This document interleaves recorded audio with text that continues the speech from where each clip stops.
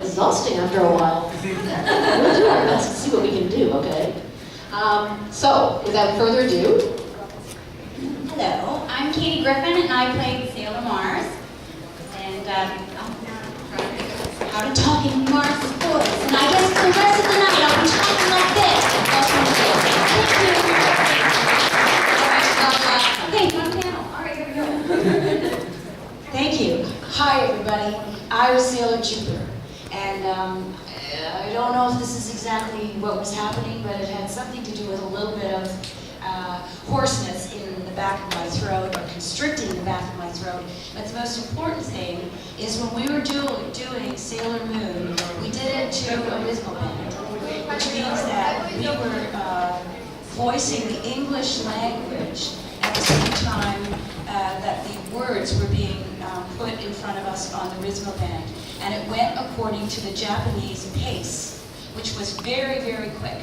So instead of saying, "Oh, what do you mean?" it was, "Oh, what do you mean?" So everything was fast, fast, fast, fast, fast, fast, fast, which gave it the energy that it had, because we were actually matching the words to the mouse movements that were already in place. Does that make sense?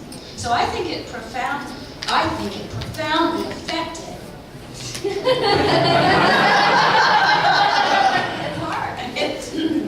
It's really hard. Okay, I think it profoundly affected the finished product because it had an extra zoom of energy. When I first started doing animation, long before most of you were born, we had an LA director who came to work with us. And he said, I'll never forget it, he said, "Do you know what the thing is about Canadian actors?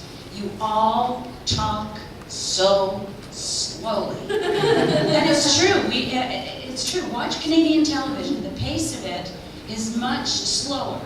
And you know what? I have now taken over long enough, and I'm going to pass the microphone. That was actually really fascinating. I had no idea. Like what is it called? What's the process for this? The Rhythmo band. That's fantastic. I had no idea. That's awesome. Hello. Sorry. I'm Trina Nishimura. It's really nice to see all of y'all. Thanks for coming out to our panel. I am nowhere near as awesome as these lovely ladies. Oh, it's kind of awesome that I get to sit up here, though. We'll do the mud wrestling match later. Stay tuned. Mud or cello, you get to vote. So I have actually done a few different voices. You may reference your pamphlets. I am Mari from Evangelion Full Metal Mari from Evangelion 2.22, and then from Full Metal Alchemist Brotherhood, I am Ballantyne.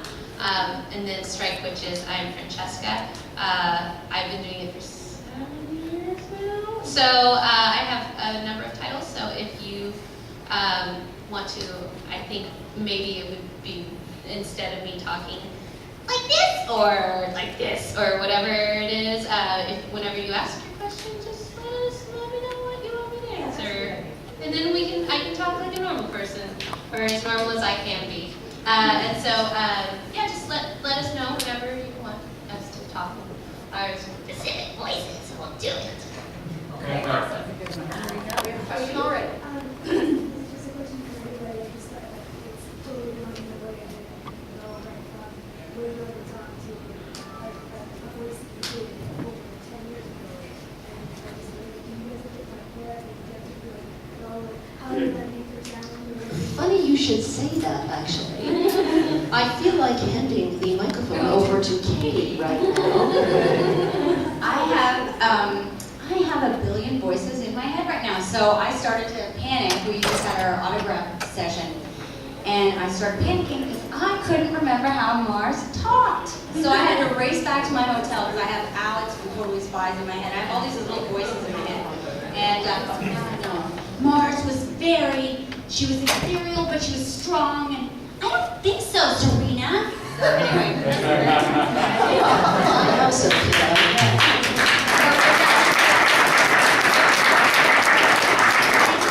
But also, when we do the cartoons, they always have a voice reference for us. So we're always sort of ready, and you start doing it, and they go, "What are you doing?" And you go, "I'm doing my character." And then they play it again.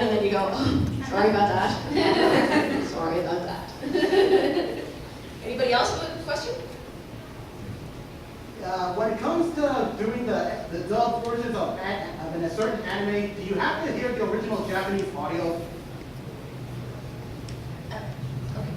Since I was there from the very start, well, so was Katie. You were there from the start. We heard the original Japanese once. It was played on that very, very first day, and that's when we realized how quickly it had to move. Then we never listened to the Japanese again. And in fact, the script changed remarkably. It had, the two scripts were not similar. Whatever was going on in the Japanese, well, I'm sure a lot of you have seen the Japanese version of Sailor Moon in its original form. So they just changed the script completely. Back to what you were saying about the, how do you find the vocal thing. One of the things that I learned a long, long time ago, I think I mentioned it in a little blurb, was the key phrase. So there's a phrase when you're auditioning for the part, or the first time you're actually doing it, that really sticks with you. For some reason, every time you say that phrase or that sentence, you're writing character. And what it is, somebody pointed out to me, that it's actually muscle memory. So when your throat is being constricted in a certain way, your body remembers that memory, and then so you make your muscles conform to the way that the memory tells you, and out comes the sound. So for Sailor Moon, I should know what my key phrase for that one is, but there was another one show that I did called The Raccoons, and I actually replaced somebody, which is, as Linda knows, not an easy task. So I had to sound like the person I was replacing. And I was replacing her because she moved to Los Angeles, not because there was anything wrong with her performing. So my key phrase was, come on guys, you can do it. So what I'm doing is I'm making my throat really, really tight so that the sound comes out a little bit higher, right? So as soon as I would say, so come on guys, then the next word I had to say, Ralph, all of a sudden, I'm in the right place. Can you hear that I've made that little connection? There we go. This is amazing. Like, this is really informative. Like this, as far as that, I mean, that's brilliant. I've never done that, but will from now on. You don't have to. No.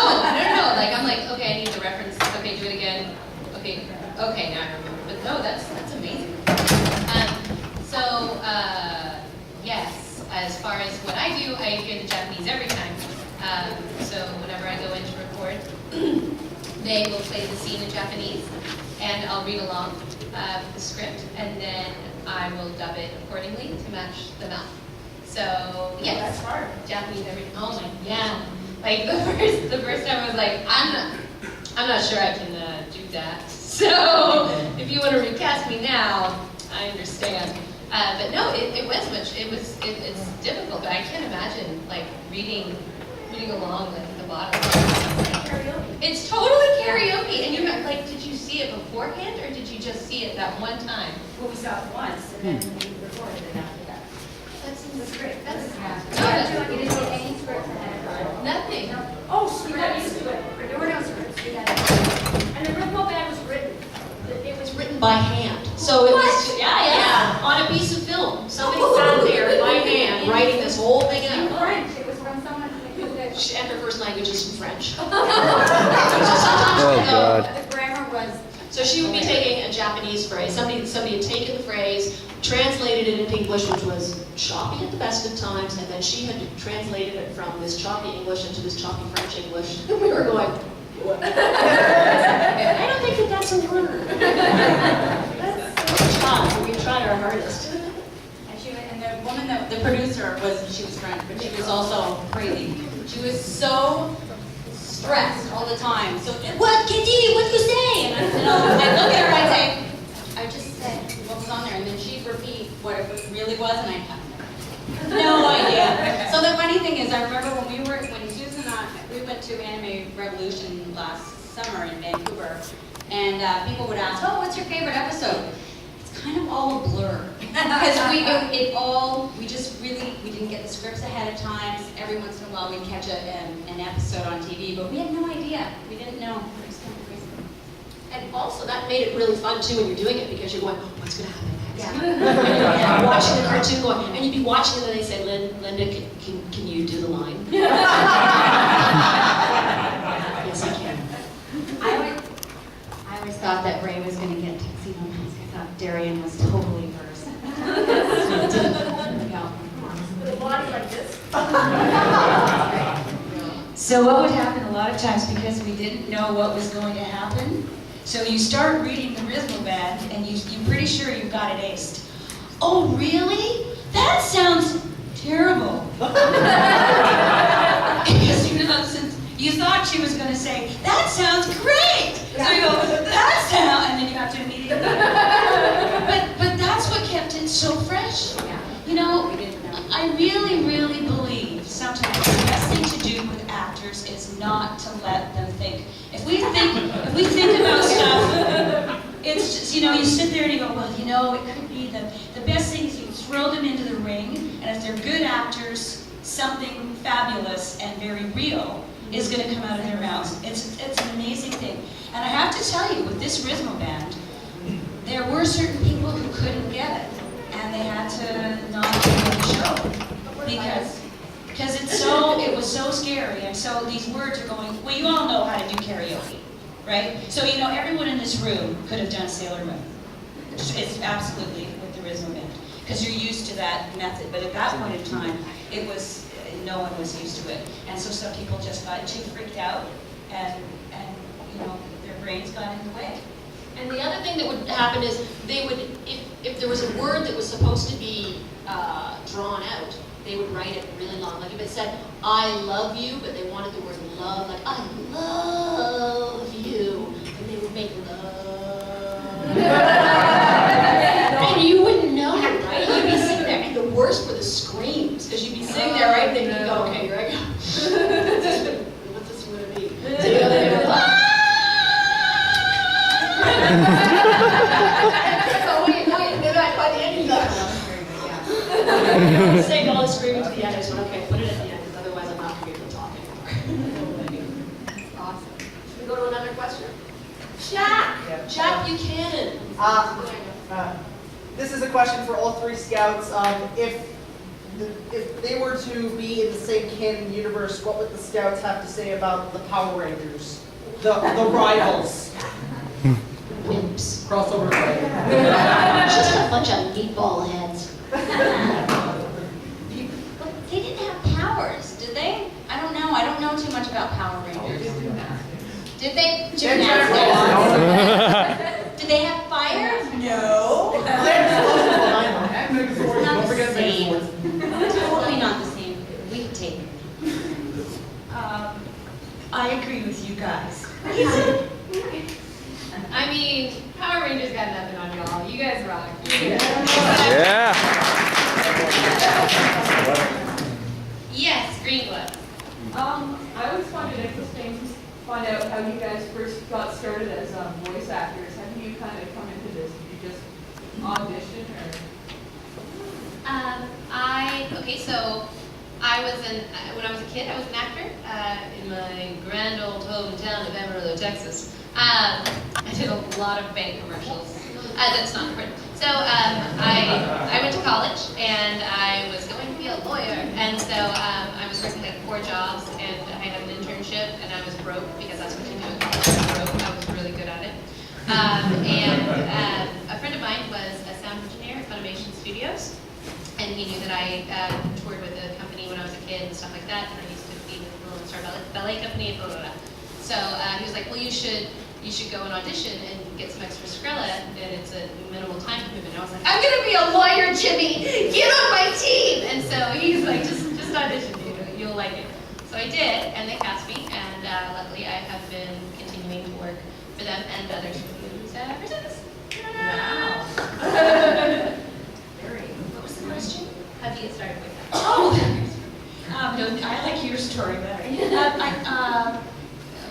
I used to do on-camera stuff. I went to theater school for God knows how many years. So I have a theatrical background and Dome Theatre, Dawson College in Montreal. So one day my agent said, look, they're having some animation auditions in Novana. I think it was Strawberry Shortcake.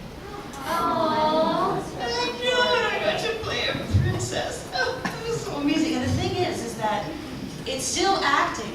It's still exactly what you've been trained to do all your life, except nobody is looking at you. And so it doesn't really matter the way you look or how you're dressed or anything like that. It's the same reality and the same intensity and the same skill. So sometimes, I hear people say, well, I have a million voices in my arsenal, so I should do voice work. And I want to say, well, I played a doctor on TV, so I'd like to take out your gallbladder.